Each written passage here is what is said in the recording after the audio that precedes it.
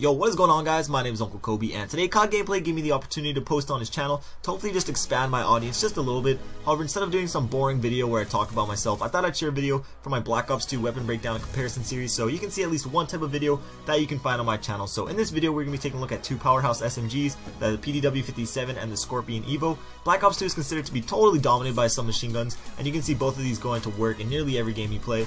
I do believe one is a little more user-friendly to beginner players, and one is super effective in a veteran player's hands. And what I'd like to do is just look at some of the stats, recoil patterns, and bullet spreads pertaining to these two weapons, so sit back, enjoy the video, and let's get started. First, taking a look at the personal defense weapon, also known as the PDW. It is coming in with 35 to 16 point damage, making it the only other SMG other than the MSMC to have the ability to take out enemies with 3 bullets from close range. While long range, you're looking at about 6 shots to kill. For the Scorpion EVO, it is rocking the standard 33 point damage that is common between most of the SMGs in this game, of course meaning that it is going to take at least 4 bullets to take out an enemy.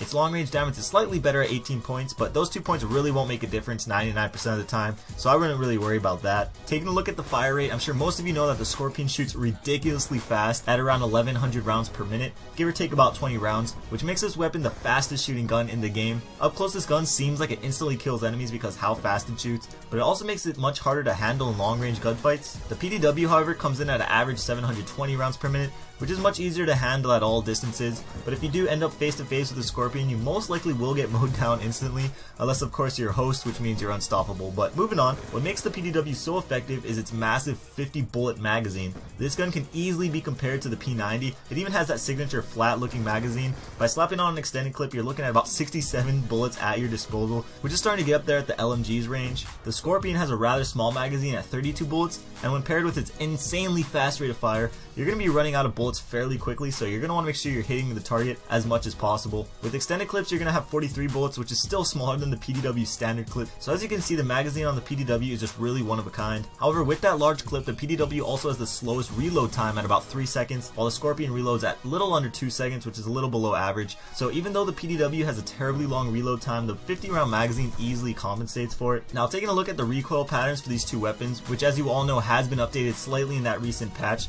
the PDW has more of a gradual left to right horizontal recoil, while the Scorpion has a straight up and down vertical recoil. Typically, straight up and down recoils are fairly easy to handle with some practice. The AK-47 in past Call of Duties is a perfect example of this.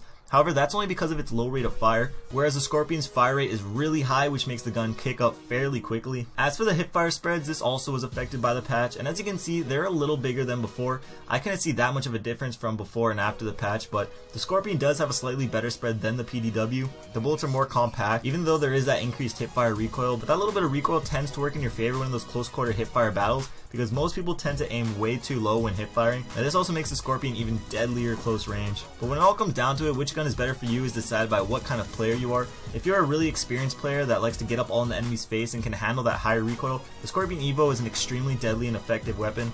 However, I do think the PDW is the overall better weapon because that large magazine, its strong damage, and its fairly low recoil. That's my opinion. Feel free to agree or disagree and leave your opinion down in the comments down below. But that's it for the video. Thank you guys for watching, and also thank you again to COD Gameplay for allowing me to post this on your channel. I posted on the channel before, back when I was around like a couple hundred subscribers, but if you enjoyed the video, feel free to come check out my channel. I only got a little over 3,000 subscribers now, but I think my quality can compete with other big channels out there.